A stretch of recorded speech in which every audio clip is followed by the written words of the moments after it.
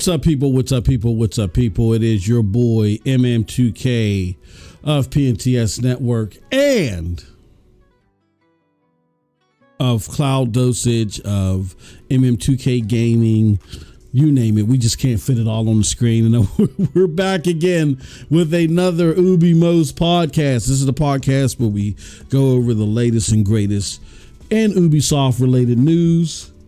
And we hope you enjoy and you opine. We got a doozy of a show for you today. We got some very interesting news articles. We got a great main topic to go over. We got some great questions that we scoured the internet for to propose to you. So hopefully you enjoy all of this fun stuff. You have a great time because we sure as heck will. All right, let me do something real quick. I'm going to send this out. If you're watching this, either if you're watching it, whether you're watching this live, whether you're watching the VOD, do us a huge favor. Just let people know that this show is here. The show is new. This is just our third episode. But we felt it was important to put something together for those of you that are interested or intrigued or serious fanboys and girls of Ubisoft content. Now, this is not a fan site or a fan podcast. We will ask the tough questions of Ubisoft from time to time when it warrants it, but we are definitely enthusiasts of the platform. All right, being that we got that all out of the way, I think we can start the show. Welcome back, everybody, to another episode of the UbiMos Gaming News Podcast. I am your host, MM2K, of course, of PNTS Network, Cloud Dosage, Hard Knock Digital Culture, MM2K Gaming, CGTV, you name it. Today we have a lot of exciting news to cover, so let's dive right into it. Our first story is about, let me do this. It was crazy. I was playing an Ubisoft game. This is the first time I've ever been prepared. We've been on time. No technical difficulties. None of that stuff. I didn't know what to do. I had like extra 40 minutes. So guess what I did? I started playing some Ubisoft games. Started playing some Rain and Fire. But let's get into the first one. And you know how we do. Let me show you something. Okay, so our very first topic today is, let's make that bigger for the people in the back. This comes to us courtesy of Dexerto. It says Assassin's Creed codename Red leak reveals Splinter Cell-like details. To furthermore explain, this is about Assassin's Creed codename Red, apparently, supposedly. According to this source, the game will borrow stealth-based gameplay elements from games such as Splinter Cell and Hitman. Now, this sounds like an exciting new addition to the Assassin's Creed franchise. I can't wait to see how it plays. Let's read a little bit more into the article. This is according to a new leak. Assassin's Creed name will borrow stealth-based elements from games such as Splinter Cell, Hitman. Ubisoft formally announced AC codename Red last year with a very brief teaser trailer.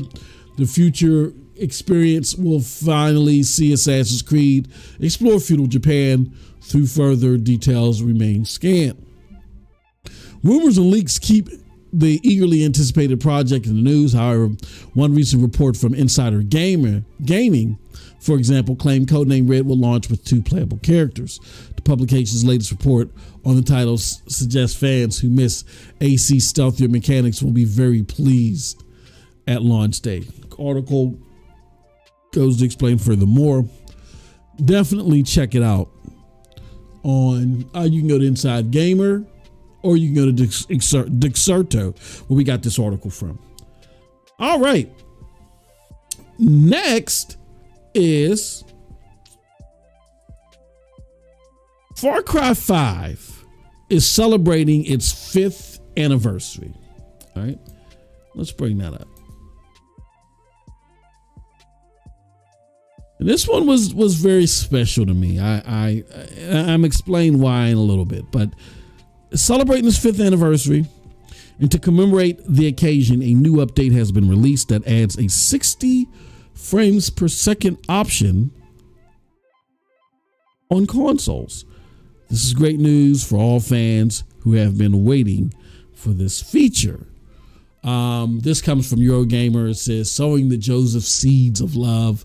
In honor of Far Cry 5's 5th anniversary, Ubisoft announced a 60 frames per second update for the Xbox Series XS and PlayStation 5. This update which also now applies to all Far Cry 5 modes. So that's the game solo campaign, it's co-op mode, arcade, Far Cry 5's map editor, and all DLC. I hope that applies to what's that, Ready Dawn or something like that, the expansion. In addition to this tidy 60 frames per second boost, Ubisoft is hosting a free weekend for Far Cry 5 with more announcements hinted to be coming over the next few weeks. This week is set to run from the 23rd to the 27th and will be available across Xbox One, Xbox Series X and S, PlayStation 5 and 4, as well as PCs via the Ubisoft Store and the Epic Games Store. During this free weekend, players will be able to access the main Far Cry 5 game. Then, if this has whetted your appetite enough, players can get up to 85% off Far Cry 5 to continue on with the story and explore more of the rural, hostile Hope County. I will say this.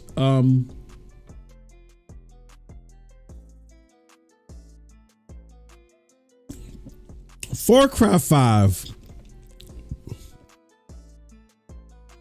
leaves me torn. Far Cry 5 leaves me torn because I don't know which one I actually think is better, honestly. I don't know if I think Far Cry 5 is better or if I think Far Cry 3 is better. And I know everyone looks at 3 and they're like, oh, 3 is definitely better. I think Far Cry 3 was revolutionary, groundbreaking. Sorry for that mic hit.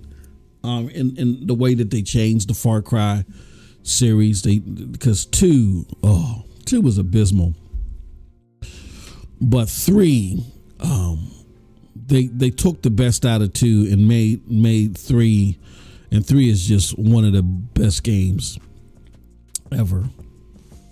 But 5 just enhances that, like it's the apex of 3. Takes everything that's good in 3 and expands it.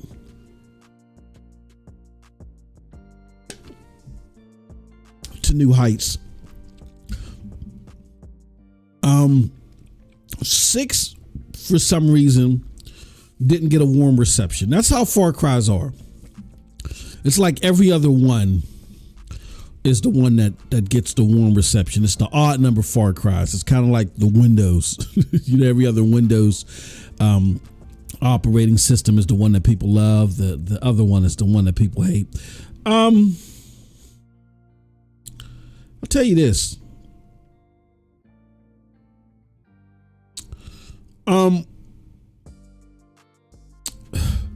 You don't want to take away from Far Cry 3's impact, not only in the series but in gaming.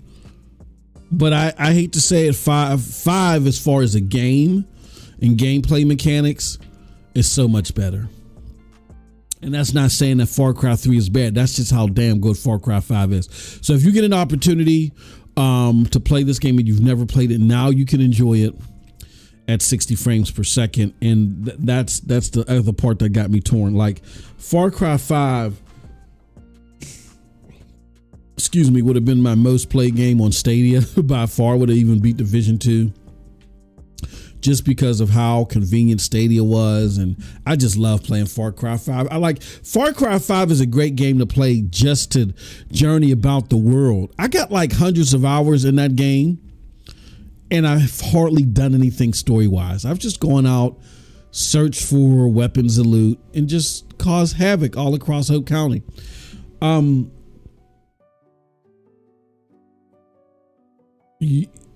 You find it hard to find games like that. So if you haven't tried the game, I urge you to play it. If you like Far Cry 3, you will love Far Cry 5. And then it's co-op too. Oh my gosh, man. I had a great time playing that on co-op. And the co-op is great and seamless. So yeah, try it out. You should like it. Even if you don't like 6, I think you'll like 5. I mean, if you didn't like 3, I don't know what the hell you're playing a Far Cry game for anyway. But if you like 3, you'll like 5. Definitely check this out. 5 is definitely worth digging into as well. All right, great stuff. Okay, so that's it for our second news story. We got one more. Something popped up on my screen that totally took me by surprise. That's not it. We didn't get the technical difficulties before the show. We're getting them during the show. All right. So let's do this. All right. Okay, and for our final news story, this is a very interesting one, to say the least. We have some interesting news about third-party publishers on PlayStation. According to this news story, Ubisoft is one of PlayStation's biggest third-party publishers, as claimed by Microsoft. This is kind of an unexpected turn of events, if you believe this, for some, because this is all surrounding the impending court case, or the impending merger battle. Microsoft wants to merge its game studios with Activision Blizzard. Sony has put in its rebut, or it's I forgot the actual terminology for it, but they've put in their rebut for the deal. FTC is looking to block it. CMA is looking for contingencies or remedies to be met.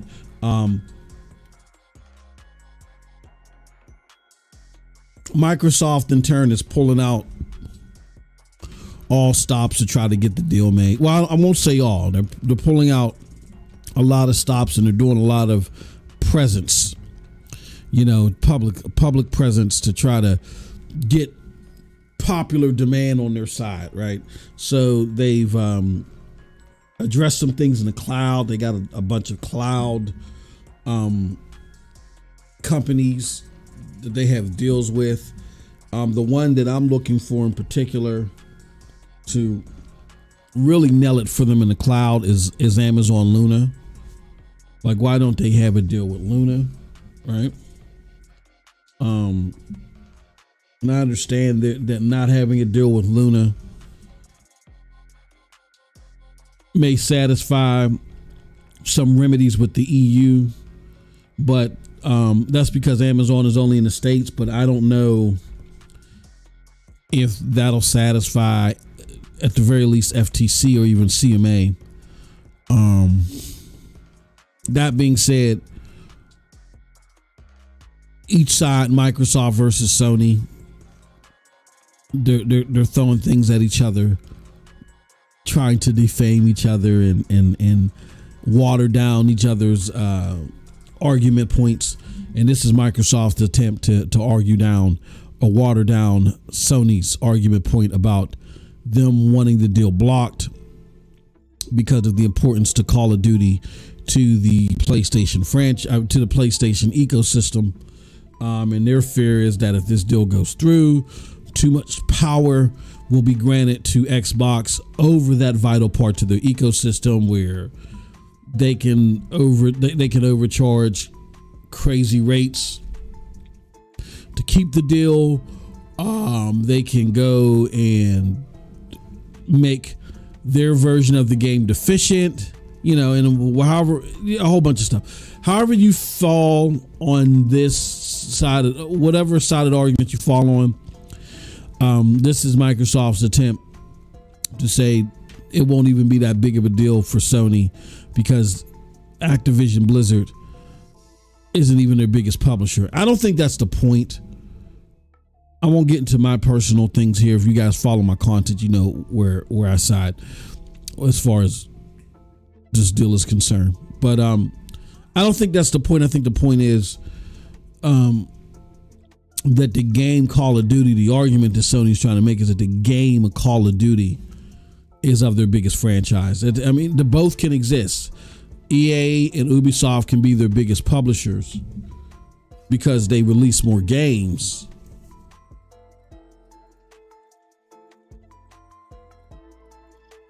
On PlayStation.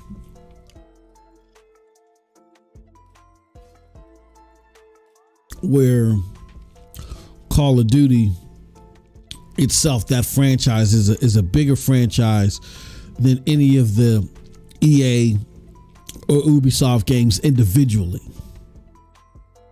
You understand what I'm saying? Like Activision Blizzard has Overwatch, Diablo, and let's just say, for instance, for sake of argument, those other games don't really do well on PlayStation. But let's just say EA's title of games, they do mediocre. Let's just say they each gross around 10 million a year. And let's just say EA releases like 3 games a year. Ubisoft, let's just say the same thing. Their games at best will do about 3 million. We'll do about 10 million a year. So they'll do anywhere between, let's just say 20 to 30 million a year, right? Let's just say alone, Call of Duty does 15 million a year. Now 15 million, and the rest of the games don't, let's just say they barely chart 3 million. So yes, maybe Activision Blizzard in totality only equates to 18 million a year, where Ubisoft and EA equates to 20 million. But that one game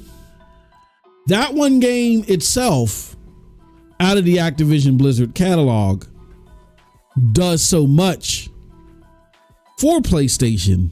You know what I'm saying? And the numbers could be definitely higher. Who knows? But both can occupy the same space at the same time. So I don't know where. I don't think this moves the needle in the court. I think this is just another document that, either Microsoft or Sony knows is going to go public and is going to damage public reputation. This thing is becoming a mudslinging type thing. And we'll see how it lands. But it is interesting that on PlayStation, because a lot of people that I know that play PlayStation, they're like, Ubisoft games, they suck, right? And I tell them, no, a lot of Ubisoft games get play. Oh, I don't know about that. What it is that you guys are so vocal about what you dislike,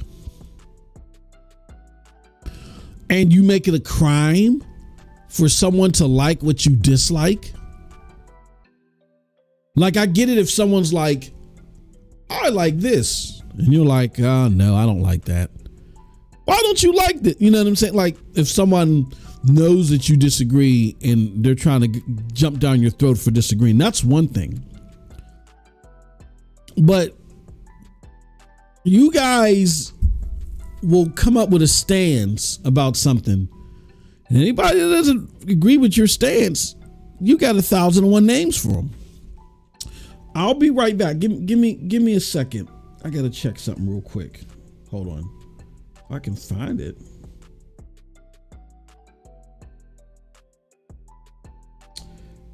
Okay, there we go. Hold on. Give me 1 second.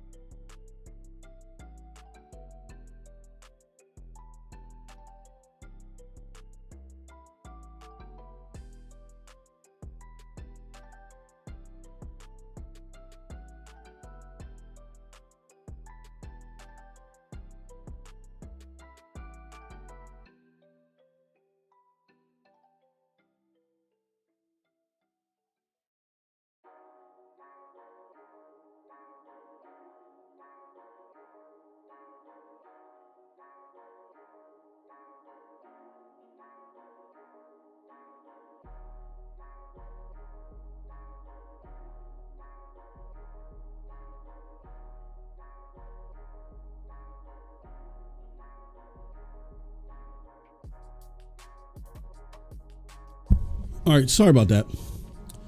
Just wanted to make sure that I did not leave my door wide open. Let's fix this because this news thing is like in a very crazy spot. There we go. All right. So it's very interesting indeed. Doesn't matter which side you come down on this, as far as the Activision Blizzard deal, but I think it's interesting to say the least that Ubisoft could possibly be. I don't want to talk like it's etched in stone, but they could very well possibly be of the two biggest contributors, publisher-wise, to PlayStation success. All right.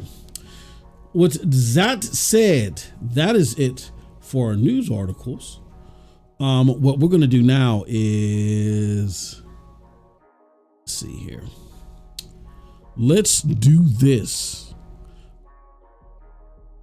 Okay. All right.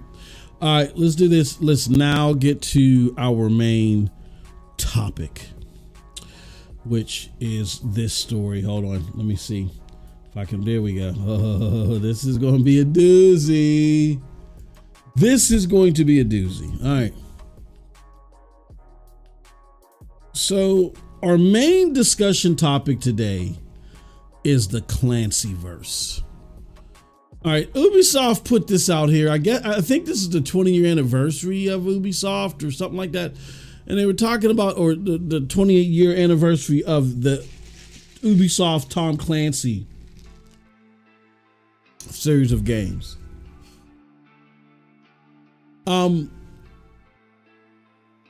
So they put out this blog, I guess, to reassure people that they're dedicated to expanding the Clancyverse, and here's just some of the things that we're looking to do. I was very perplexed by this post, but we'll get into all that. But let's talk about the Tom Clancyverse and what Ubisoft is proposing to do with it. So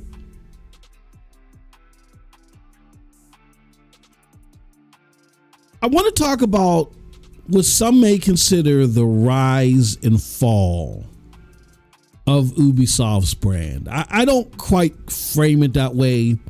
I don't think gamers in totality look at it that way. I just think a lot of them have been hushed into not speaking out about, okay, maybe the game quality has declined a little bit, but we're still a big fan. I think people are intimidated into speaking like that, to where I'm not. I mean, I'm a fan, and again, the numbers don't lie. It's just that unfortunately people like to bully people into liking what they like, and I don't think that's the way. You can fight and advocate for the things that you like.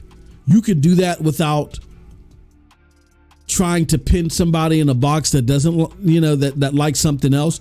As long as that person isn't trying to be a roadblock to you, I don't think there's a need to go to somebody and say, hey, you're not advocating for what I'm advocating for. Screw you. I don't see the worth in that. The gaming is diverse.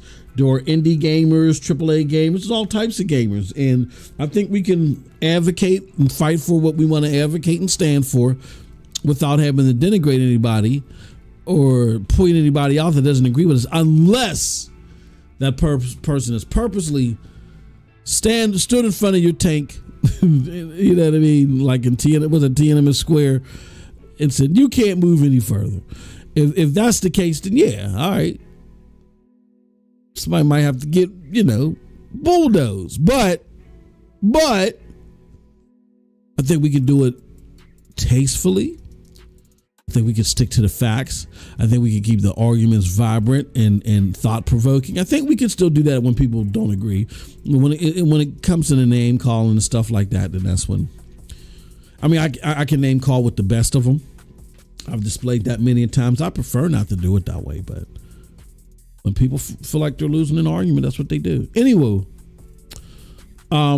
But again, some people feel that it's like the fall of quality, at least. In regards to the Ubisoft's key franchise, which they are now titling the Clancyverse. In particular, what I want to explore are the reasons behind this gamer's disinterest in Tom Clancy's games as of late, and how Ubisoft can rectify this issue. So we're going to talk about this in 3 parts. Okay, so the first part is Ubisoft's plan for the so-called Clancyverse. Now, Ubisoft's plan for the Clancyverse has been a topic of interest among gamers as it involves merging multiple Tom Clancy game series into a shared universe. This move is designed to expand the Tom Clancy brand and create a cohesive universe that encompasses various genres such as first-person shooters, tactical RPGs, and open-world games. This ambitious plan will see Tom Clancy characters and lore cross over between different games, creating a shared community. Now, what made these games so great in the first place? Well, Tom Clancy games were once hugely popular, not just in sales numbers, but in reception, global reception. Mind you, again, we're talking about, we just covered an article where it said that Ubisoft could possibly be one of the biggest publishers on the biggest console ecosystem out there today.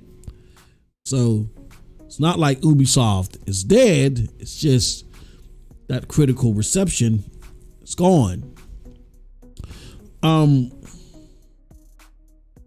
So again, it's been an interesting topic amongst gamers, as far as, the merging of these different worlds and stuff like that, but what made these games great before all this was proposed was their emphasis on realism, tactical gameplay, and engaging storytelling. Games like Rainbow Six, Splinter Cell, and Ghost Recon were praised for their intricate gameplay mechanics, which allow players to plan and execute missions in a variety of ways. These games were also lauded for their attention to detail, such as accurate depictions of real-world weapons, equipment, which added to the sense of immersion. Furthermore, Tom Clancy games had compelling narratives that explored the world of espionage and military conflict. Before I get to part 3, that was part 2, what made these games great. I will say this, I do have to concur. Rainbow Six, I get what they were doing with Siege. They were making an open world thing. Splinter Cell is gone. Ghost Recon is interesting, but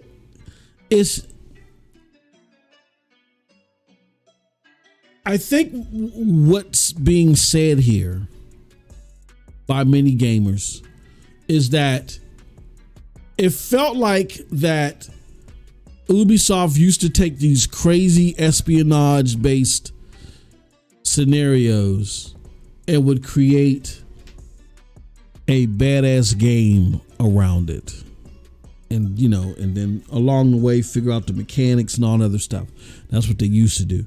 And it sounds like the complaint is for many that what they're doing now is taking games and saying, okay, we want this to be an open world game. What type of scenario can we create for an open world game worthy of a Tom Clancy? You know what I'm saying? When you work it in reverse, it loses its magic. It loses a lot of its lore. I think is what people are complaining about. And I gotta say, I'm looking at Rainbow Six's. What is Rainbow Six's story?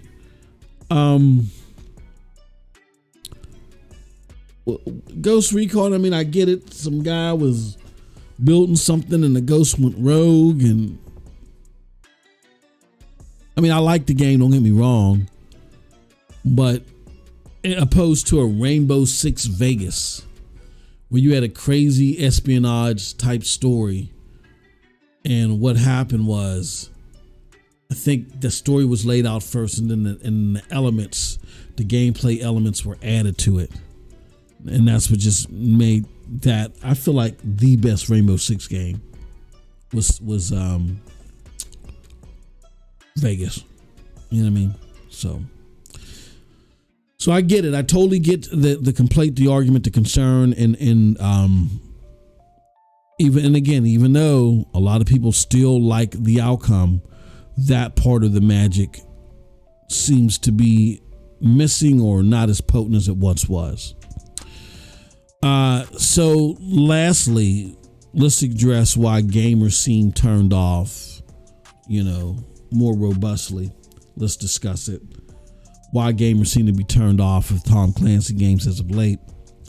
Now, despite the success of these games, like I said in the past, and possibly again currently financially, I can't even say success financially because they're not hitting their marks, but I'll say the footprint that they still have. Franchise has seen a decline in, again, topical popularity, reception in recent years. A lot of gamers that would have embraced these games seem turned off by the repetitive nature of some of the series, such as Ghost Recon and The Division, and the lack of innovation in gameplay mechanics. Furthermore, some gamers have criticized the Clancyverse plan, arguing that it dilutes the individuality of each series and creates a sense of sameness across all the games. There is also a feeling that Ubisoft is more concerned with creating open world games with live service elements rather than focusing on what made the Tom Clancy games great in the first place. Now, here's what I will say. Is Division 2 much of a deviation from Division 1? No, Division 2 is a tightening up of Division 1. But as I explained with Far Cry 3 and Far Cry 5, even though those aren't Tom Clancy games, but still, even though 5 is just a tightening up of 3, I think 5 all around is a superior game because it's well polished. Now, there's only so much copying you can do without true innovation in the next one, and just pure tightening up before you get caught out on it. So, like, for instance, I feel the same thing happened with Division 2 versus 1 that happened with Far Cry 5 versus Far Cry 3. But Division 3 is going to have to make some drastically different changes next time around. It is. It can't just be a better looking game. It's got to, there's core gameplay mechanics. It's an open RPG, shoot, whatever you want to call it. But there's got to be some difference to some things. You know what I'm saying? To some critical things. And I think that's why they did Heartlands. I think they did Heartlands to try to add to that within the same world. We'll see how that works out. That being said, I wouldn't lump Division 2 into that personally. Yes, it's my favorite Tom Clancy game at the moment, but it's the most diverse one. It is.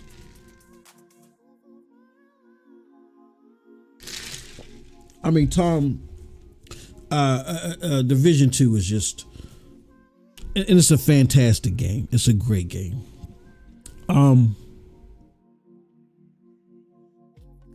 So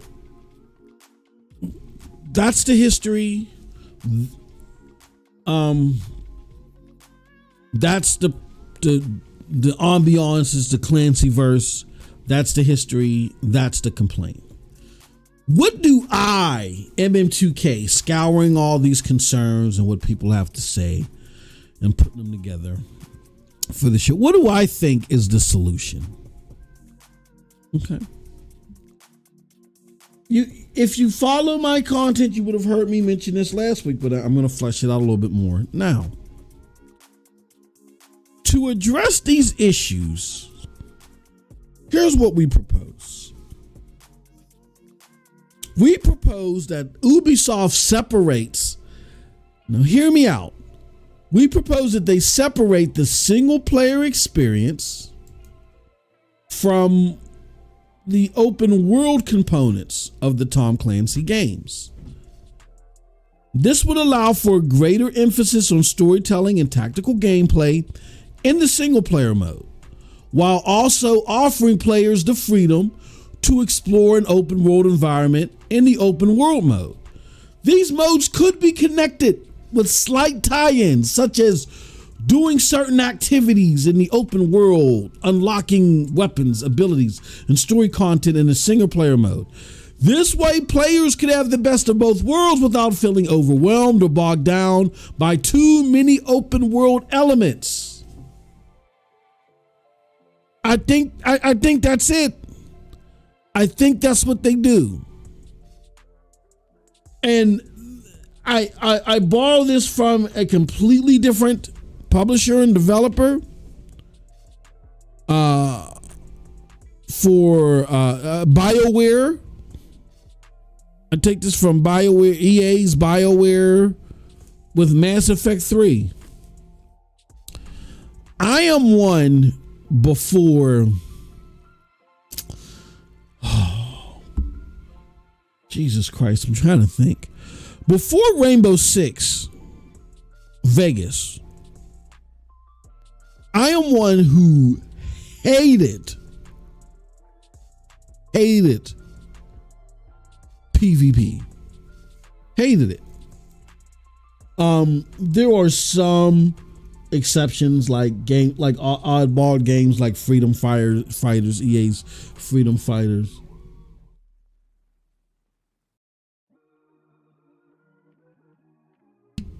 There's other exceptions I can't think of them right now, but really the very first PvP game that I really got engrossed into was Rainbow Six Vegas. And then since then, really nothing until Mass Effect 3. Here's what Mass Effect 3 did. Mass Effect 3 is a story-driven RPG game, action RPG, right? What the hell would anybody that buys that game, what the hell would they be invested in a multiplayer for, right? Well, this was during the time, and this was an ingenious move too, but you can't take risks like this anymore because of the state of gaming. But that's a whole nother podcast. Let me stop. What happened was, we say all the time that the cost of games go up. It was different. Like at the beginning of the 360 generation. No, let's start. I think the current apex of gaming has to start with the seventh generation, right? What was the seventh generation? The seventh generation was the PlayStation. No. The sixth generation. The sixth generation was PlayStation 2, Xbox OG. And then the seventh was the 360 PlayStation 3. The eighth was the Xbox One, PlayStation 4. And we're now in the ninth generation with the PlayStation 5 and the Xbox Series. Okay. So when you look at the sixth generation PlayStation 2 OG Xbox, okay, games took like 2 to 5 million to develop, maybe 10 million when you add marketing.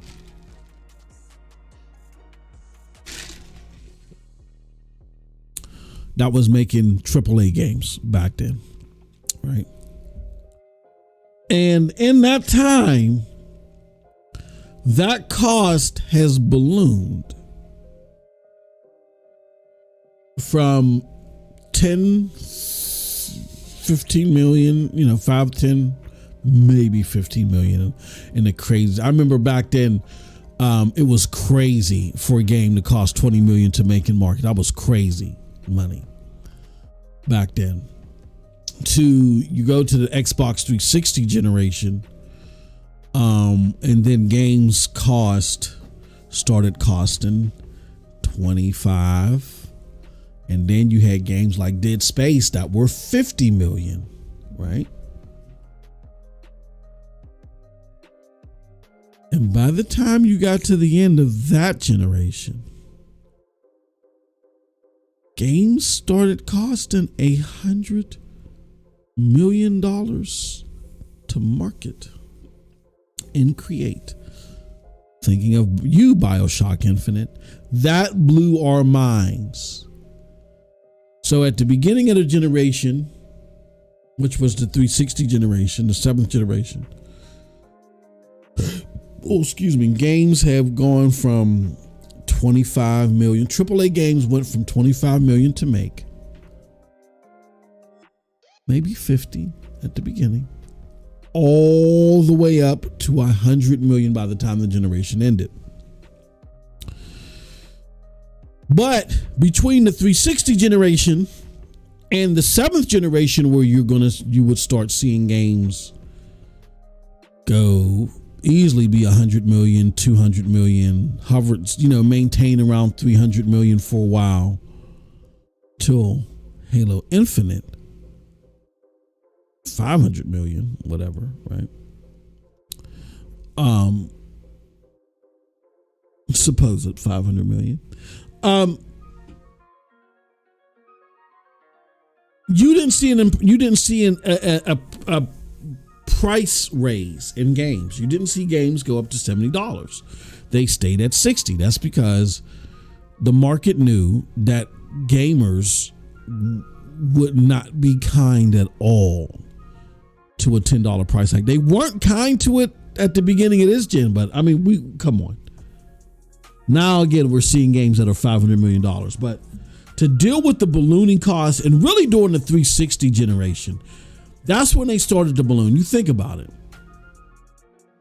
They went from 25 million all the way up to 100 million. So costs were starting to balloon. To deal with those ballooning costs, and the fact that a lot of these game companies now are dealing with publishers that are now publicly traded, gaming has started to boom, as far as money spent on it, even though the costs are, people are still making money off of gaming. Don't get me wrong. People are still making gobs of money off of gaming, but when you're starting to see a decline in the costs, they're starting to overcome the rate of returns, these increased rate of returns. So let me give you an example. My wife always complains to me because she'll get a 25-cent raise, but or a 50-cent raise or whatever she gets, but then the cost of parking goes up 51 cents. You understand what I'm saying? So she might be making a decent amount of money still.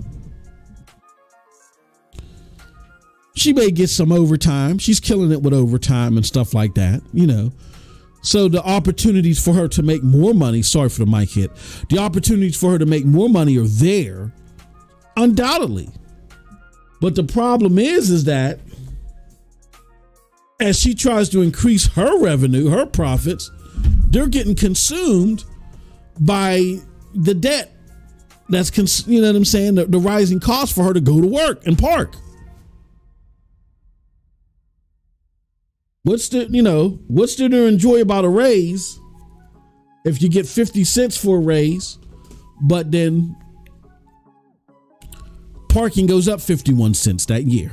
You know what I'm saying? An hour or whatever. Parking goes up 51 cents an hour. You only get 50 cents an hour a raise. How do you win out? It's the company taking a raise back. You know what I'm saying? So even though financial numbers may say this, and they may say, ooh, Miss MM2K, you're making so and so an hour. It don't matter because you guys are absorbing all that extra money that I made since starting here because costs are going up. And that's what gamers were seeing. That's what game publishers and developers were seeing with the 7th generation of gaming, the 360 generation. These costs were ballooning up because of the popularity of gaming, but the costs were ballooning up so much that they were starting to eat into the profits, which is never a good thing for business, particularly a publicly traded business. And a lot of these publishers started becoming publicly traded because of how big gaming was becoming and the fact that investors increase your capital and you need more capital to operate in this growing business sector, right? So their answer was, well, where is their revenue leakage? Because we can't raise prices. And they started looking around and they said, aha, gotcha. The revenue leakage is with the used game market. I should just do a whole podcast on this. This would be interesting to talk about. But the used game market, because it's about to go away. But the used game market, here's what they would do. To sell a new game, the used game market, let's just say if the game was to retail for $60. The retailer would have to pay $49 for that game and they sell it for $60. So they're only making $11 on each game. Right? But if after you bought that game and you finished it or you didn't like it and you brought it back to my store, I don't have a return policy for an open game. Like once you opened it, it's played. You know what I'm saying? And then you can only trade it in. So if I don't like a game and I trade it back in, now it's like, I can set the price because I cannot set the price. There were legalities behind it and all the other stuff. And that price is for whatever the retail price is. There is no renegotiating with it for the most part. That price has to be XYZ. That cost has to be XYZ per game for me. Okay. So what happens is if I buy the game, let's just say the game is called Fizzle Pizzle Tizzle Popper Deluxe. And I don't like Fizzle Tizzle Pizzle Popper Deluxe. And I bring it back. Now what I get to do as the used games retailer is now I get to set my own price. I can say, okay, you can trade it in and trade it in towards a game that you will like. But I'm only giving you $25 credit. And it's only credit. Well, I can give you cash too. You can take $25 credit or $20 in cash. Right? So then now I'm only paying about half, if not less, of what I had to pay for the new game. And then I just get to mark it down $5. So to spur the sale, especially if I do this trade while it's new, while the game is still fairly new, to draw you to the used game, because that's what I want you to buy. I want you to buy the used copy. To draw you to the used copy to where instead of making $11 off of it, I'm making triple that. I'm making like what? $30 off of it now. I am going to point you to the used copy. So that's why the used copy is now $55. Or if I want to bring it down a little bit more, maybe I'll make it $50. Right? Here's what happened though. Because of developers or publishers like EA and BioWare saw that was happening and saw there was a leakage, EA went to BioWare and they said, look, we got to, there was this phenomenon that happened around that time and it didn't last long. It was if a game had a multiplayer, if the game was just a single player game, then the publisher was ass out. But if the game was had a multiplayer component, which that was the popular component to have, like all games had to have a multiplayer mode. Even if you built the game solely for the single player experience, you had to have a multiplayer mode in that generation. The 360 and Call of Duty and Halo and all those games there, they warranted you had to have a multiplayer mode for your game. Period. Especially if it was a first-person shooter, you had to have it. But you look at Mass Effect, which wasn't a first-person shooter, but still, there was this thing called I think it was called Game Pass, as a matter of fact, where it was, if you wanted to play that multiplayer component of the game, which everybody would go crazy about playing the multiplayer side of the game and seeing how that was, you had to have a code. You had to have a code in order to play the multiplayer side of the game. And everybody wanted to play multiplayer, or at least try it out for a particular game. And the only way that you got a code is the code was offered to you if the game was brand new. Now, 99 times out of 100, there were those rare instances to where people got lucky. But 99 times out of 100, if I bought Fizzle Pizzle Tizzle Popper Deluxe and I didn't like it, and I brought it back to the store, I know that they're not going to give me my full refund. They're going to say, you cracked open the game, you played it. Our store policy is then the only way you can give it back to us is it's a trade-in now. If there's that code in there for the multiplayer component, I'm cracking that code still. You know what I'm saying? Like, I feel like now I got to get some type of return off on my game. So in case I do pick it back up again, or if I want to play multiplayer,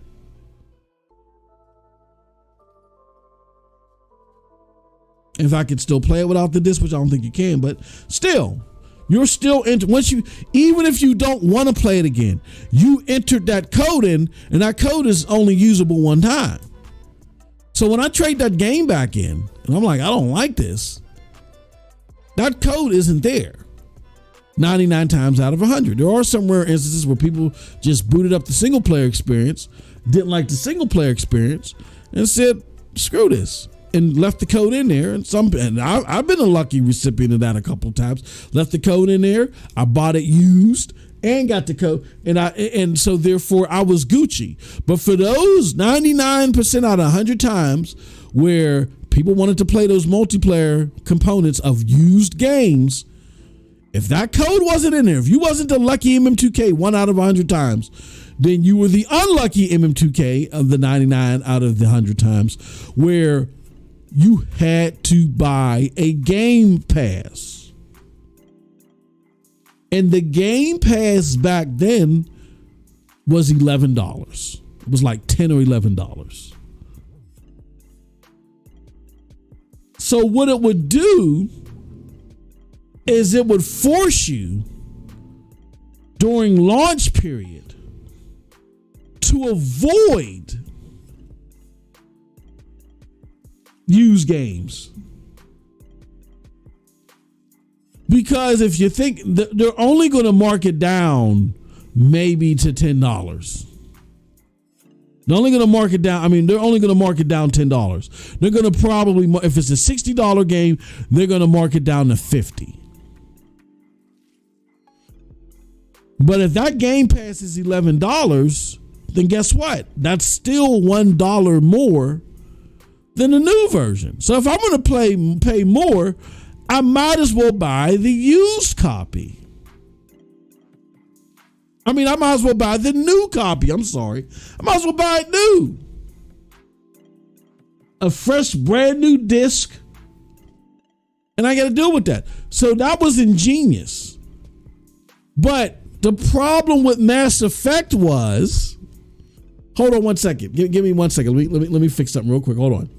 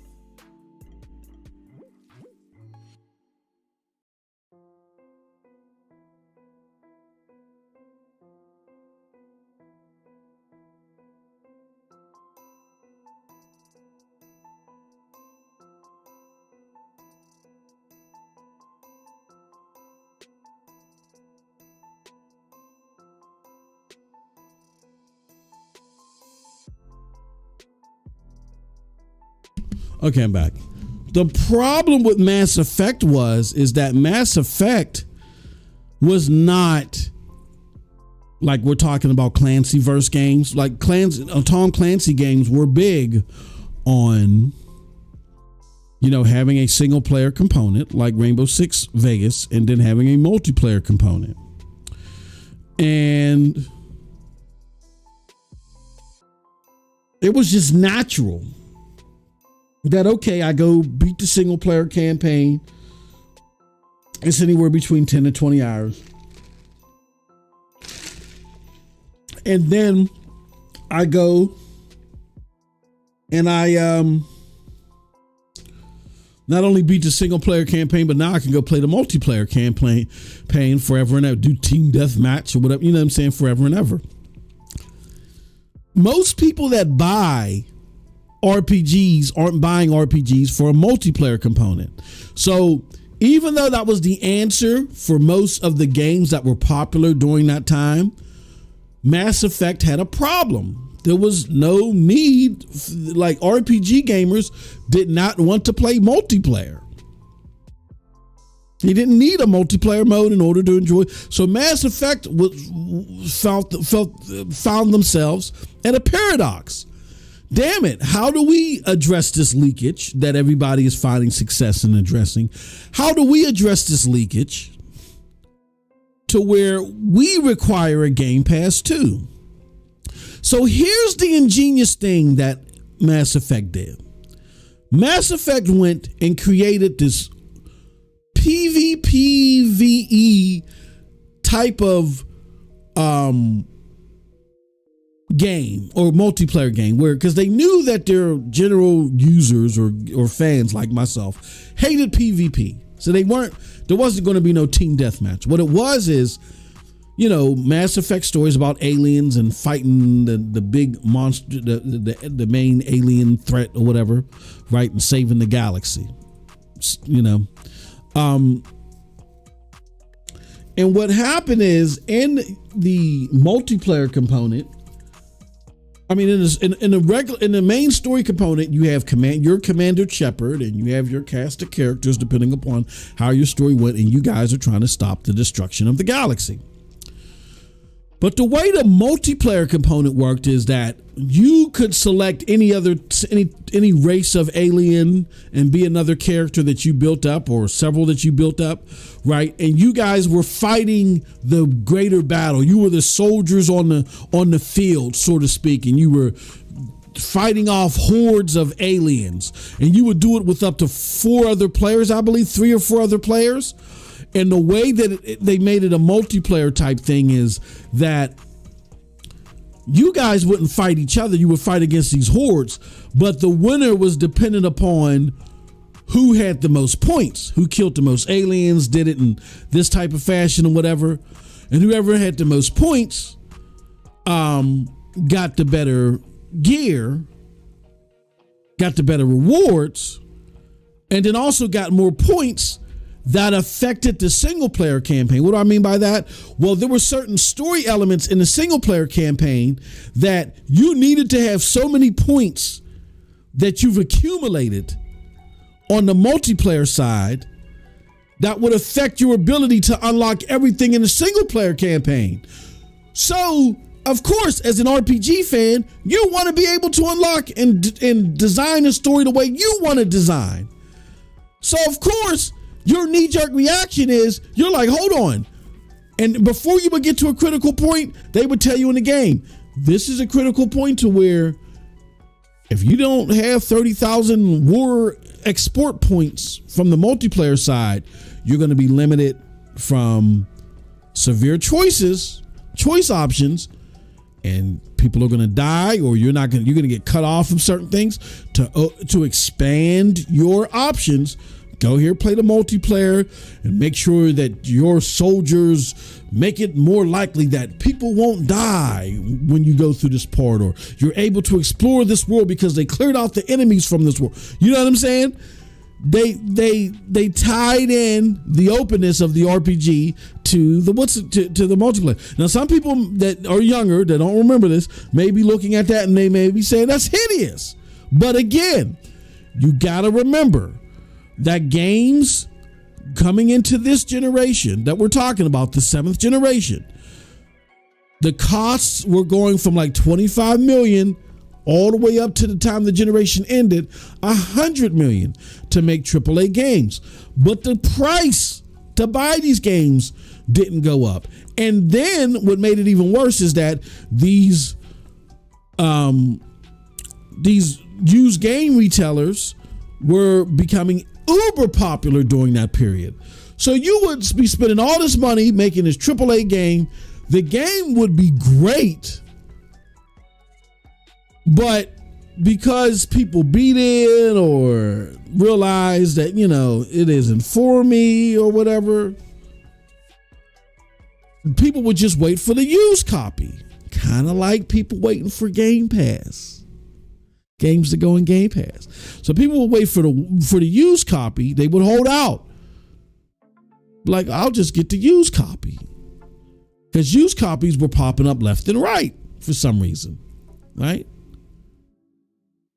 So now that these used copies were popping up left and right, you have actually critically acclaimed games that a lot of retailers are pushing, but the developers and the publishers are seeing none of that money because it's all being circulated in the used game market, which they don't get a piece of.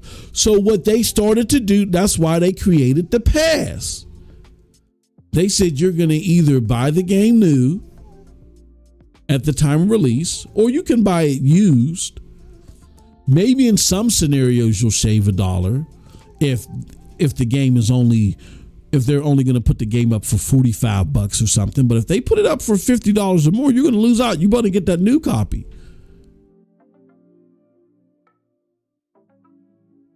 And that way, the developers and the publishers got a chunk of the used game market, which I think is only fair because, again, it was cutting heavily into their profits. You can make a great, fantastic game versus all these soaring prices, and you're competing against yourself,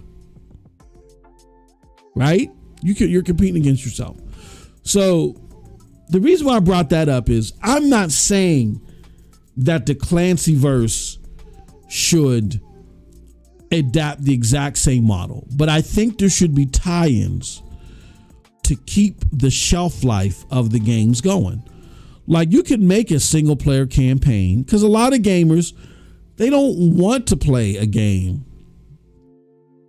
over 20 hours to beat it.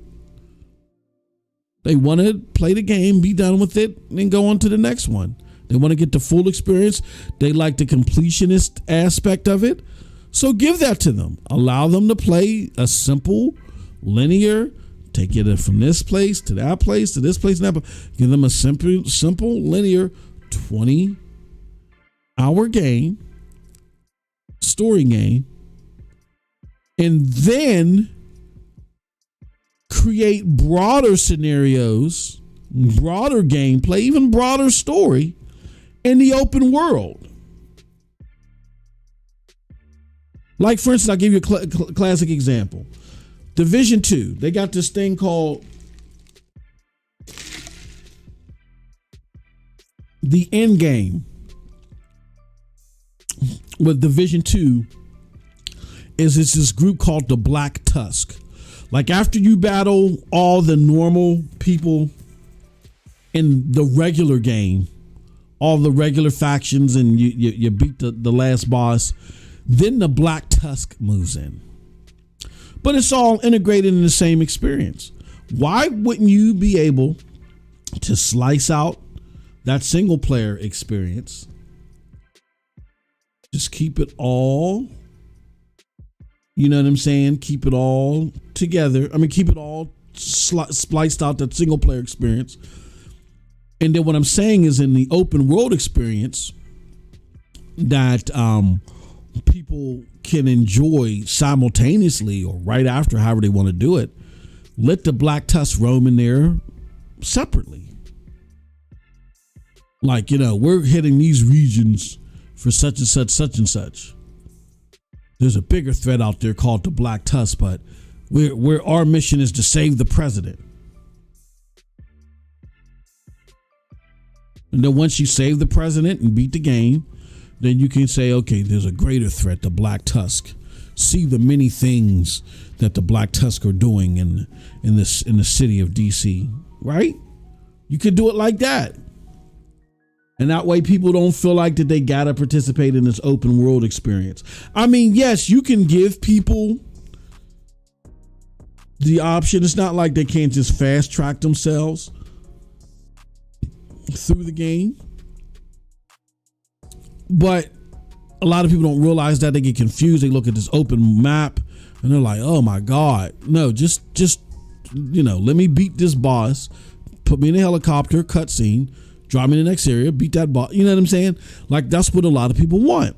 And I think the problem is, and I think that's another reason why I think Call of Duty is so successful. Call of Duty separates. It does its tradition. It is traditional as traditional could be as it relates to those games. Single player mode is this. Multiplayer mode is that. I think, however, though, you can create tie-ins by, again, making the open world part. I can extract in the open world part before we save the president and handle some of this Black Tusk stuff. You know what I'm saying? Like right now. And then that way, when I go to mission 5, you know, of 20 or whatever it is, while I was in the open world, I found this key card, and this key card works on level 5. So therefore, because the key card works on level 5, guess what I got? I got a special elite LMG. It's a named LMG called the Obliterator. That's what you do. So that's why I brought that up. That's why I made that a remedy. You create tie-ins. The tie-ins don't have to be as drastic as Mass Effect's tie-ins were, but you create the tie-ins simply to entice. Simply to entice and increase the shelf life. And then once you entice people that way and they actually play the open world and experience it, and say, you know what, this isn't that bad, because I think a lot of people just look and get intimidated when they play it and they realize it's not that bad and they know how to navigate through it. Then the sky's the limit. Then they're doing what I'm doing. Like I buy the equivalent of the Division 2 Battle Pass every season. I'm spending my $10 like it's nothing. Now, I may not buy anything else, but I'm spending my $10. They're getting that out of me every single time. So, you know, if they have 2 seasons in a year, 2 or 3, that's an additional $30 they're getting from me each year. That helps them out, right? Nobody else is going to be willing to do that if they don't see the value in it. But when these people play these games, particularly Division 2, when you walk people through Division 2 and they're no longer intimidated, shout out to my homie Geek to Sneak. They're no longer intimidated by what they see. Then you forever have you a customer that's gonna buy that battle pass. Did you buy? Yeah, I bought it. Yeah, man, I'm trying to get that such and such backpack. That's why I said, don't make the tie-ins as deep as Mass Effect's tie-ins, but get them to entice the single player gamer, entice them into opening their horizons and becoming an open world multiplayer gamer, possibly. That's what I think Ubisoft has to do. I get to where a lot of, so to put the bow on what happened with that Game Pass thing, I don't know if it's consumer pushback, or I don't know if it was likely the retail store saying, okay, look, now we don't like what you're doing. We will just become we won't sell your games new anymore. We will not sell your games new anymore if you do this. And we're allowed to sell products like this used. So you can't stop us. We'll just become a used game outlet if this is what you do. We won't. And when you got a powerful store like an EB Games or GameStop in particular now that I think of, that's a bold statement that's going to cause pause with game developers and publishers. Another, just to give you an example of how big of a thing that is the reason why digital copies are the same price as physical copies is because brick and mortars simply said that if you make these digital copies less, that's going to run us out of business, and we're not going to sell your games anymore. Even though more and more people are buying their games digitally, the physical market still is substantial enough. It is substantial enough. So that's why brick and mortar said, okay. And that's why digital copies are no less than the physical counterparts. So with that all said, here's the conclusion. Ubisoft has a lot of work to do to revitalize the Tom Clancy franchise and recapture the hearts of those gamers that feel disenfranchised from the product. By separating a single player and open world components, the open world and single player components rather, and focusing on what made the franchise great in the first place, we believe here Ubisoft can create a compelling and immersive gaming experience that will reinvigorate the Tom Clancy brand. Thank you for listening to my spiel. But let's get on to these consumer questions. All right.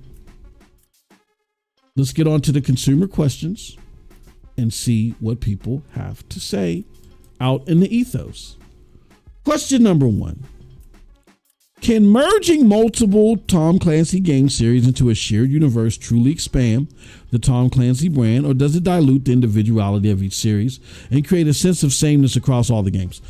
I concur with that, the latter part. I didn't like the crossover stuff, like the Sam Fisher stuff into Ghost Recon Wildlands.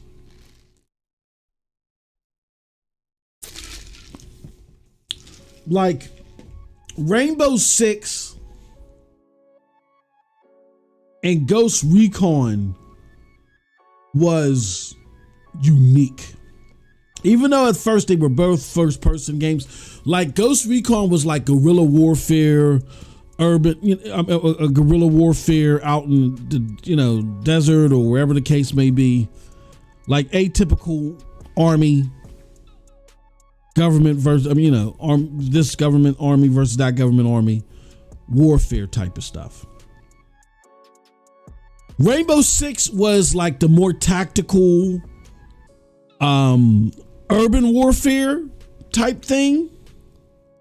It's the special ops. You know what I'm saying? Where it had its own brand. And now it's like, it's either or. Either or. You can throw either or in each other's formula. And really, they tried to make Ghost Recon it's like they said, okay, we got our open world what do you call that? Like urban warfare type game in Division. And then they took Ghost Recon and they said, well, we're gonna, here goes our military based open world game. And then they said, well, we need a multiplayer experience, and then we're going to make it. You know, they totally redefined the identities of these games, and it doesn't have the impact that I think they hoped, nor did the gamers want. So yeah, this cross pollination, I don't like it. I mean, X Defiant, I think was a cool idea. Would be a cool idea if they weren't already like oversaturating themselves with Tom Clancy. If they didn't already have a Tom Clancy, you know, I get it's a little bit more tactical, but now they want to make a Tom Clancy Call of Duty shooter, and I don't like it. I don't like it. I used to like it, but now I don't like it. It used to be, you know, it was like cool at first, but I don't like it. And I'm talking about X Defiant. I don't like the result of it now. When I was playing it last year, I loved it. I couldn't get my hands off of it. If they could take it back to that state, it'd be great. But no, I totally concur with that. The latter part of that question. The next question: should game developers prioritize innovation in gameplay mechanics or focus on what made the games great in the first place, even if it means sacrificing innovation? That is a great question. So again, for those that don't understand that one, the question is, all right, you guys wanted Ghost Recon the old way. You guys wanted Rainbow Six the old way. So should we continue to make Ghost Recon and Rainbow Six, you know, one the urban warfare, the other one the guerrilla warfare, you know, with just prettier polygons? Is that what you want in different settings? Or should we try to innovate? Should we try to do something different, so it's not the same thing over and over and over again? That's a great question. I think it has to be a balance. Your game has to have an identity. And I'm going to use Division 2 as an example. Your game has to have an identity. Like, we know what Division 2 is. The virus took over the world. People are sick. You know, they're infected. Da-da-da-da-da. I get that. You know, and people, and there's factions that are trying to take over this blight and take advantage of this blight. Da-da-da-da-da. I get that. And then you have these skill sets of weapons and things like that. But I think the weapons that you have access to don't have to completely change, but they need to drastically change. I get it's a cover-based shooter, but there are certain core mechanics that I think they can change to perform differently or make the game feel advanced without changing it into something else, while of course making it look prettier and all that atypical stuff. But you keep the core, you keep the game's identity, but you make significant changes that advance it to where it's not like, oh, this is just a prettier version of 2. Like you make some serious drastic changes to some core elements while keeping that core essence of what Division 2 is.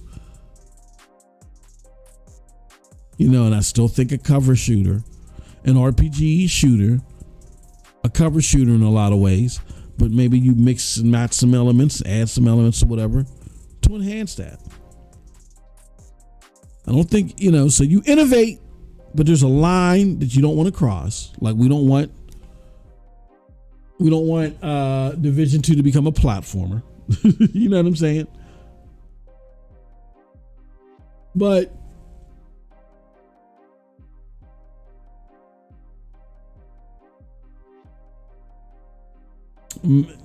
at the same time, you do want to innovate so it just doesn't look like a prettier, polished version of the last iteration. Because we already got that from 2 to 1.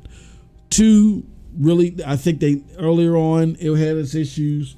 It went like for a year. It was abandoned, and then I think everybody hopped back on it, including myself with the New York update. And they've still had some ups and downs, but I don't think anybody's looked back since then. All right. Last question.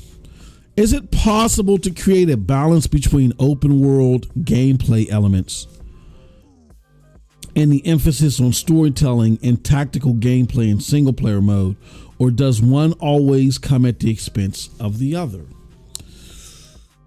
No.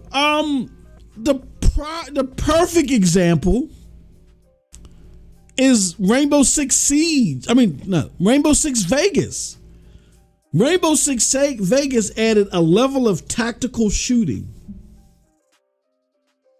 And a lot of people might hear this and say, oh, that's stupid, MM, because it's customary in the first person shooter games now. But there wasn't a run button. You couldn't run. You know what I mean? So that just made the tactical urgency and sense of urgency, rather, in the tactical sense, even more dire. So you couldn't get any more tactical for a Tom Clancy shooter, I think, than Rainbow Six Vegas. But it had a crazy ass story.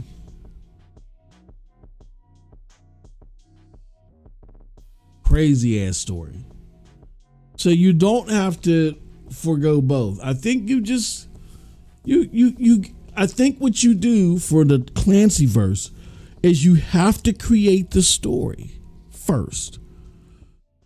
And then you say, what is the most exciting way that people can play this experience? I feel that's what they did with Rainbow Six Vegas, the first one.